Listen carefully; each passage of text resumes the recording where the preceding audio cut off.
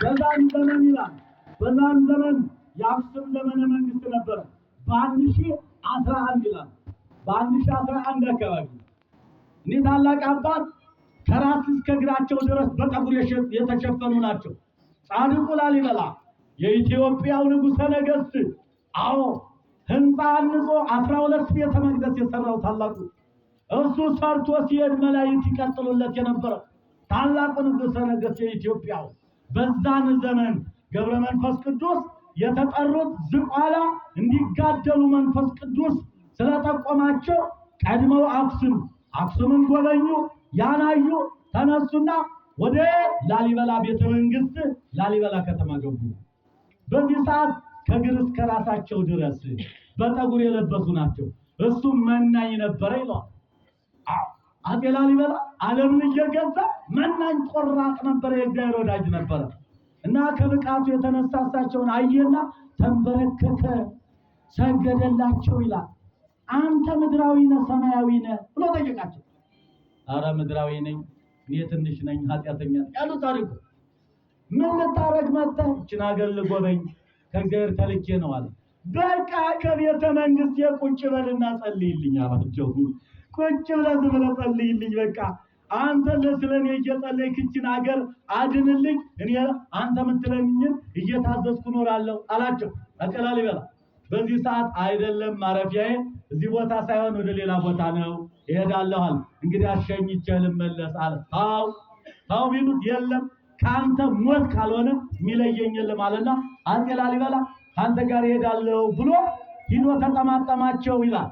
በዚህ ሰዓት የነፋስ ሰረገላ ታዘዘላቸው ይላል። የነፋስ ሰረገላ ታዞላቸው አጤ ላሊበላም በነፋስ ሰረገላ ይዘው ዝቋላ ላይ ጉባሉ የኛ አባት ገብረ መንፈስ በዛ ቦታ ላይ ተቀመጡ ይላል። በዛ ቦታ ተቀመጡ። ዝቆላ ማለት ነው ይላል። ዝቋላ አሉት ከሌላ ውሃ ከጊዜ በኋላ እንጂ ሊቃውንቱ የሚሉት ዝቆላ ይህ በረሃ ማለት ነው። አሁን ሲያዩት ግን ወደ ደጋ እንመስል፣ ግን ትርጉሙ ዝቆላ ነው። እዛ ቦታ ላይ ሂደው አረፉ፣ ተቀመጡ። እሱም ቤተ መንግስቱን ተወና ከአንተ ጋር ሞት ነው እንጂ ሌላ ቢለየኝ የለም ብሎ ቁጭ አለ። አልሄድላቸው ሲል ምን አሉ እሳቸው? በልሽ ድንቅ ተመለስና 3 እንግዶች ከቤት እየጠበቁህ ነው፣ የተከበሩ እንግዶች ናቸው፣ የውጭ እንግዶች፣ እነሱን አስተናግደህ መልሼ አመጣለሁና ተመልሰይ ብለው አታለው ወደ ቤተ መንግስቱ መለሱት። በዚህ ሰዓት ወደ ቤተ መንግስቱ ሲመለስ 3 እንግዶች እነማን ናቸው? ሥላሴ ናቸው። ሞት መጣ ማለት ነው። ስለዚህ በሞት ተጠራ ሄደ ይላል።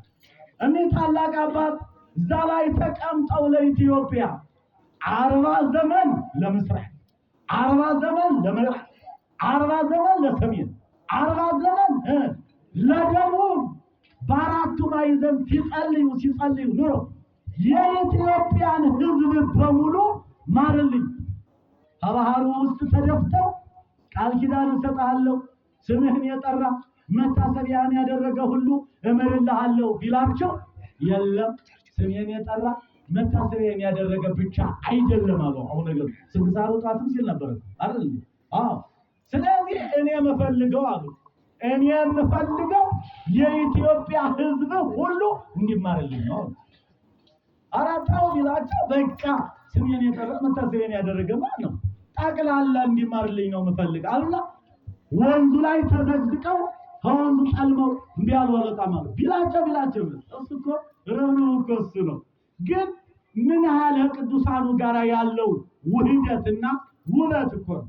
በል ይሄን ያህል ትራራለህ ለሕዝብ፣ አዎ ይሄን ርህራሄ የማን አመጣው ብሎ እሺ አለና የኢትዮጵያን ሕዝብ በሙሉ አስራት አድርጌ ሰጥቻለሁ አላቸው ይላል።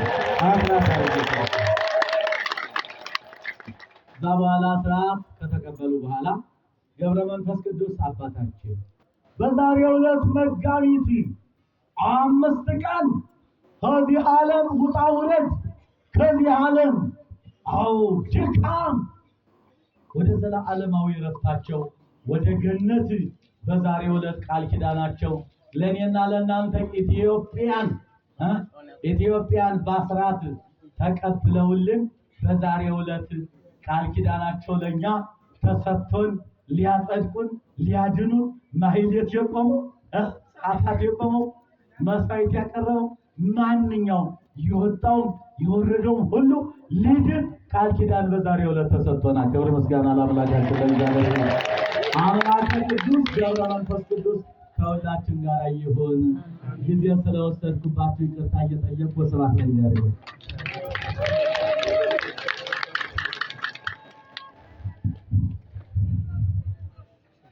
ከሁሉ አስቀድሞ በአባታችን አብሮ ያስተማረን የመከረን አምላካችን እግዚአብሔር ስሙ የተመሰገነ ይሁን።